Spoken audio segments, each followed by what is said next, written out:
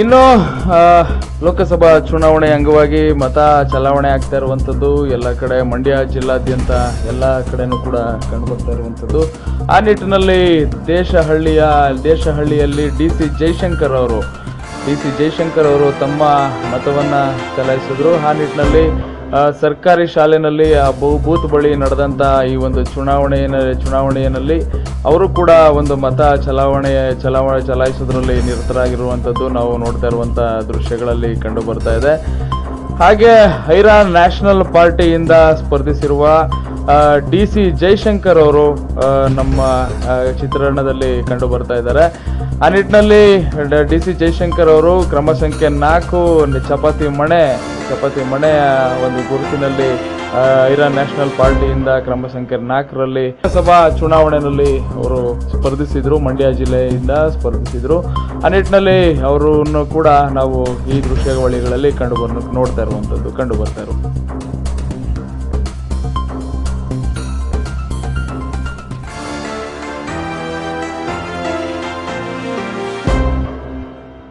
ಸರಿ, ಬಾರಿ ಮತ ಚಲಾಯಿಸೋದಕ್ಕೆ ನೀವು ಮತಗಟ್ಟೆಗೆ ಬಂದಿದ್ದೀರಾ, ಈ ಸತಿ ಸ್ಪರ್ಧಿಸಿದ್ದೀರಾ, ಏನು ಅನ್ನಿಸ್ತಾ ಇದೆ ನಿಮ್ಮ ಅನಿಸಿಕೆಗಳು?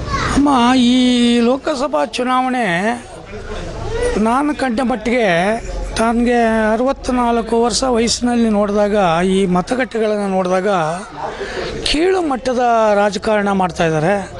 ಆಮೇಲೆ ಎಂಡ ಮತ್ತು ಕಂಡ ಮತ್ತು ದುಡ್ಡುಗಳಿಗೆ ಜನ ಬಲಿಯಾಗ್ತಾಯಿದ್ದಾರೆ.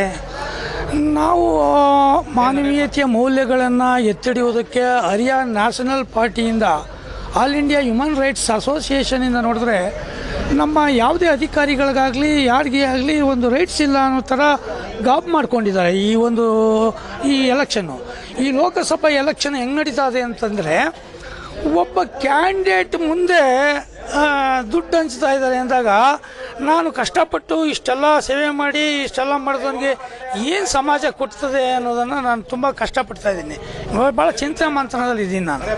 ಜೀವನದಲ್ಲಿ ಒಂದಂತೂ ಸತ್ಯ, ಈ ಕೀಳು ಮಟ್ಟದ ಈ ಪಂಚಾಯಿತಿ ಲೆವೆಲ್ಗೆ ಈ ಲೋಕಸಭಾ ಚುನಾವಣೆ ಈ ಕೀಳು ಮಟ್ಟದಲ್ಲಿ ನಡೀತದೆ ಅಂತ ನಾನು ತಿಳ್ಕೊಂಡಿರಲಿಲ್ಲ.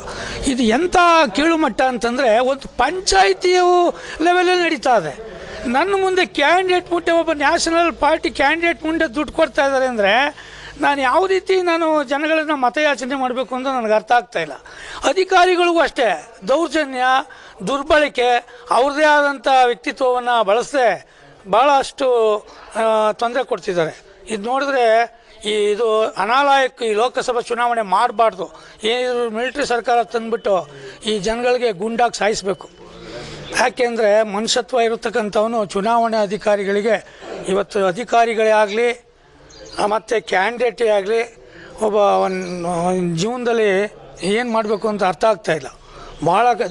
ಭಾಳ ದಮ್ ಕಟ್ಟಿ ಅಧಿಕಾರಿಗಳು ಕೆಲಸ ಮಾಡ್ತಾಯಿದ್ದಾರೆ. ಒಂದು ಮಾತಾಡೋಕ್ಕಾಗ್ತಾಯಿಲ್ಲ.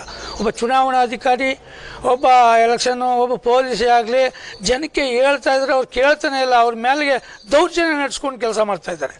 ಪೊಲೀಸ್ ಯಾವ ರೀತಿ ಕೆಲಸ ಮಾಡ್ತಾರೆ ಪಾಪ, ಆ ಪೊಲೀಸ್ನವ್ರಿಗೂ ಸುಧಾ ದಬಾಯಿಸ್ಕೊಂಡು ಒಳಗಡೆ ಹೋಗುವಂಥ ಕೆಲಸ ಮಾಡ್ತಾಯಿದ್ದಾರೆ.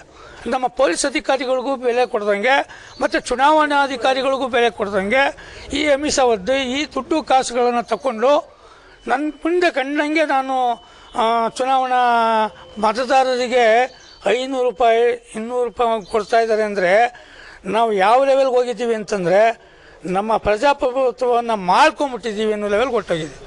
ಇಲ್ಲಿ ದುಡ್ಡಿದ್ದವನಿಗೆ ಮಾತ್ರ ಚುನಾವಣೆ, ದುಡ್ಡಿಲ್ಲದವನಿಗೆ ಯಾವ ಚುನಾವಣೆಯೂ ಇಲ್ಲ, ಯಾವ ಅಧಿಕಾರನೂ ಇಲ್ಲ ಎಂಬುದನ್ನು ನಾನು ವ್ಯಕ್ತಪಡಿಸ್ತಾ ಇದ್ದೀನಿ.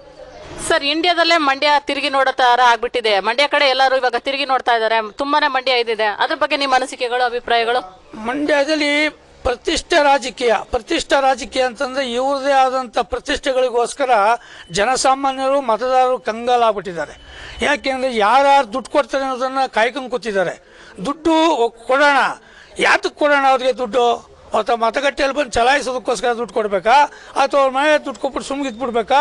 ಅವ್ರು ಬರಬಾರ್ದ ಮತ ಚಲಾಯಿಸೋಕ್ಕೆ ಅನ್ನೋ ಥರದಲ್ಲಿ ಮಾಡಿದ್ದಾರೆ. ಒಬ್ಬರು 500, ಒಬ್ಬ 200, ಒಬ್ಬ 300 ಕೊಡ್ತಾ ಹೋದರೆ ನಮ್ಮ ನ್ಯಾಷನಲ್ ಪಾರ್ಟಿಗಳಿಗೆ ಏನು ಬೆಲೆ ಇದೆ, ಹ್ಯೂಮನ್ ರೈಟ್ಸ್ಗೆ ಏನು ಬೆಲೆ ಇದೆ? ಹ್ಯೂಮನ್ ರೈಟ್ಸ್ಗೆ ಬೆಲೆ ಇಲ್ದಂಗೆ ಮಾಡಿಬಿಟ್ಟಿದ್ದಾರೆ.